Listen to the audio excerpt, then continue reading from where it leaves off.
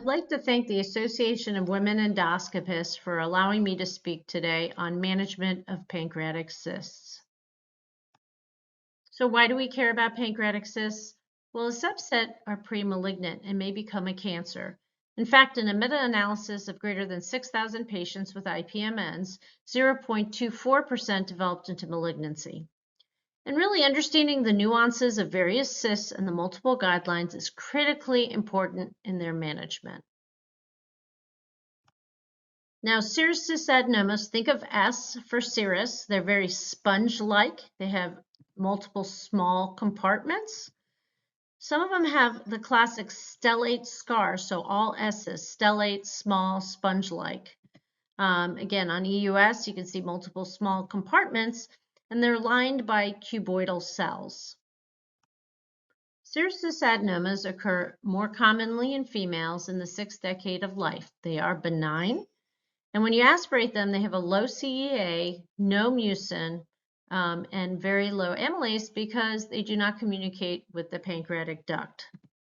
So unless these are symptomatic, there's nothing to do. Sometimes they grow and compress and cause things like gastric outlet obstruction and obstructive jaundice. In that case, they need to be resected. Otherwise, from a malignancy standpoint, they do not.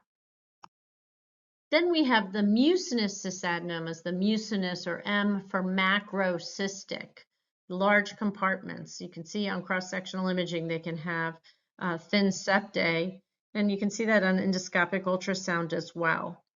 Now, they are lined by columnar cells with overlying ovarian stroma, so they're much more common in females.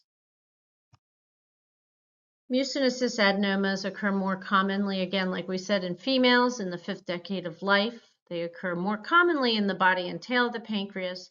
And I think of them like polyps are to colon cancer. They can range anywhere from benign to malignant. When you aspirate them, they have a high CEA and they are mucinous. So they do have a positive string sign. So if you put a drop on a thumb and put another finger on it, or place one between two slides and lift the two slides apart, usually you'll see the thick mucin. Next, you have the main duct IPMNs, where the main duct is dilated, and you can even see little growths on this MRI imaging. These are malignant, and usually it is recommended that they be removed. Finally, you have the side branch IPMNs, which are cysts that come off of the main pancreatic duct, but the main pancreatic duct is not involved. These are mucinous, they're precancerous, and the ones that are fraught with anxiety in patients because they're very, very common as we get older, and really the basis for our guidelines, which we'll talk about shortly. IPMNs are seen in the 6th to 7th decade of life and range anywhere between benign to malignant. Again, the aspirate reveals a high CEA. They're obviously mucinous. And the amylase is high because they are arise from either the side branch or the main pancreatic duct. So again, the cysts that we care about are not the serous adenomas, which are benign, or pseudocysts. We care about the mucinous cysts, the mucinous cystic neoplasms and the intraductal papillary mucinous neoplasms. So keep this in mind. So some pancreatic cysts will become pancreatic cancers. How do we identify which cyst to survey and which to resect? So let's talk about the timeline of guidelines for the management of pancreatic cysts.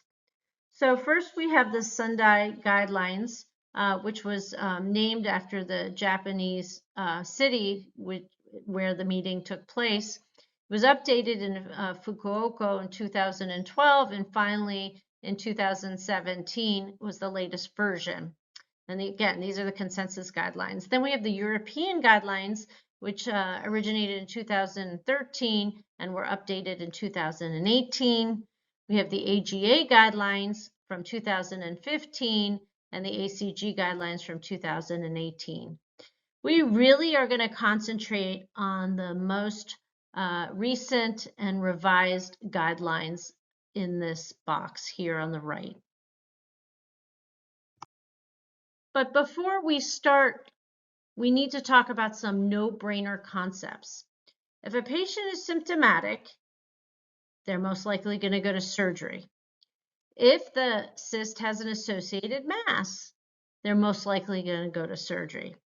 And you really want to consider surveillance only if the patient is a surgical candidate and willing to undergo surgery, or if the patient is willing to undergo systemic therapy. Now, before we move on to the guidelines, let's take a step back and talk about the mucinous cystic neoplasms. So 3 of the guidelines, the AGA, the ACG, and European guidelines, kind of lump them in with the IPMNs in terms of surveillance or management. However, the consensus guidelines say for surgically fit patients, they should undergo resection. So it's different than the other guidelines. I can tell you, I use the consensus guidelines for surveillance, but personally, I do lump the mucinous cystic neoplasms with the IPMNs. This is a middle-aged patient with a 2.5 centimeter pancreatic tail cystic lesion. Now let's keep in mind the cyst as we walk through the guidelines. So let's first talk about the consensus guidelines. First, they look to see if there's any high-risk stigmata, which include obstructive jaundice, dilated main pancreatic duct greater than 10 millimeters, enhancing mural nodules greater than 5 millimeters. If they do, the patient goes to surgery. If not, then you look for worrisome features. Do they have a large cyst? Do they have a smaller mural nodule, thickening, enhancing cyst walls, main pancreatic duct dilation, abrupt change in the caliber of pancreatic duct with distal atrophy, lymphadenopathy, elevated CA19-9, and a cyst growth rate of greater than 5 millimeters over 2 years.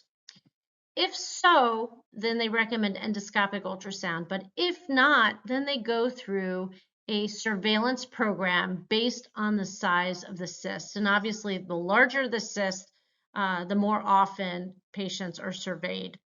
Now, the consensus guidelines is very EUS heavy, more than the other guidelines. So if you have a cyst that's 2 centimeters or greater, EUS is part of the surveillance of the cyst. So when you look at our patient that we presented with the 2.5 centimeter cyst in the tail of the pancreas, they did not have any high-risk stigmata. They had no worrisome features, and the size of the cyst was 2.5. So an EUS in 3 to 6 months would be recommended. Then that interval would be lengthened to 1 year, alternating MRI with EUS. So keep that in mind. The main criticism of the international consensus guidelines is that it's fairly aggressive in surveillance intervals, and there's little mention of when to stop surveillance. So for example, look at the right where you have greater than 3 centimeter cyst. They recommend an MRI with EUS every 3 to 6 months. Imagine being that patient being surveyed so often. It's not that easy. Next, we have the AGA guidelines for the management of asymptomatic cysts. Now, these are much more controversial because in this guideline, you need to have 2 high-risk features in order to go on to EUS FNA. So dilated duct, size greater than or equal to 3 centimeters, and or solid component. Again, you need to have 2 high-risk features for them to recommend EUS FNA. Another thing that's very different is that if you have no high-risk features or one, they recommend repeat MRI in 1 year, then every 2 years to the 5-year mark. And if there's no change in that cyst, you stop surveillance. So again, very different. So for our patient with the 2.5 centimeter pancreatic tail lesion or cyst, they had no high-risk features. Then an MRI would be recommended in 1 year, then every 2 years up to the 5-year mark. Now, this is to, again, emphasize the controversy of the AGA guidelines. First, you discontinue surveillance if the cyst hasn't changed after 5 years. The second thing that makes it controversial is that you need two, not one, but two high-risk features to go on to EUSFNA.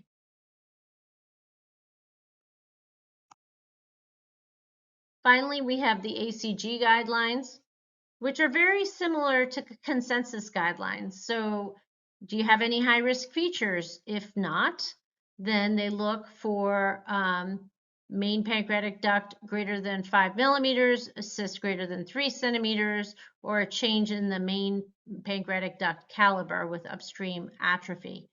If they don't have any of these, they go on to a surveillance program based on size. Again, very much like the consensus guidelines. Now, for our patient, if you follow the ACG guidelines, again, they have no high-risk features. The cyst size is 2.5. And then if you go down that algorithm, the question is the cyst clearly an IPMN or MCN? And the answer is no. So they would go on to EUSFNA. This again is to point out that the ACG and consensus guidelines are very similar. The main difference is that the ACG is less intense in terms of surveillance in the first year. It is also less EUS dependent. Finally, you have the European guidelines, which actually address that if you're unfit for surgery, no follow-up is required. They also have absolute indications for surgery, which are very similar to the other guidelines: positive cytology, solid mass, jaundice, large enhancing mural nodules, and main pancreatic duct dilation of greater than 10 millimeters. If not, they have relative indications for surgery, which include growth rate greater than 5 millimeters per year, increased CA19-9, main pancreatic duct dilation, a cyst diameter of greater than 4, new onset diabetes, acute pancreatitis, enhancing mural nodules. If you have none of that, then patients will undergo a surveillance program. So the first year, every 6 months, they would undergo clinical evaluation, CA19-9, and MRI or EUS. After the first year, they would undergo these steps annually.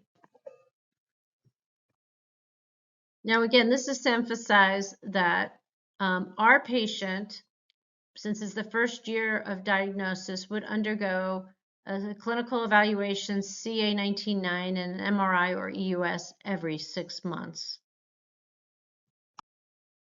This slide is really to show that the indications for surgical resection are very similar between the guidelines. So if you have positive cytology, a solid component or mural nodule of any sort, dilated pancreatic duct, these are indications for surgery. So the guidelines are more similar than one would think. Our group recently published data from a modeling study where patients underwent surveillance of their IPMN per the AGA guidelines and the consensus guidelines. What they did is they based from prior data that 0.24% of these patients underwent progression to cancer over a 15-year period. Then they calculated the cost, and what they saw was per additional cancer identified using the consensus guidelines, it cost $1.2 million. Even more interesting is that all-cause mortality was similar in both groups. The same number of patients died, but they missed cancer more commonly in the AGA guidelines, so patients died of cancer in the AGA guidelines, and in the consensus guidelines, patients actually died secondary to surgical complications. This slide summarizes the comparison of the different guidelines and studies. Bottom line is following the AGA guidelines would result in fewer unnecessary surgeries at the expense of missing malignant cysts. So what do none of the guidelines consider? Fluid glucose and molecular analysis. And I'm sure we'll see these two be incorporated into the guidelines at some point. So back to our case. With the consensus guidelines, our 2.5 centimeter pancreatic tail cyst would undergo EUSFNA in 3 to 6 months, AGA guidelines MRI in 1 year, ACG guidelines undergo EUS, and European guidelines EUS and or MRI in 6 months. So back to our case, the EUS was performed. There was a solid component to the cyst. A needle was placed, and we got adenocarcinoma.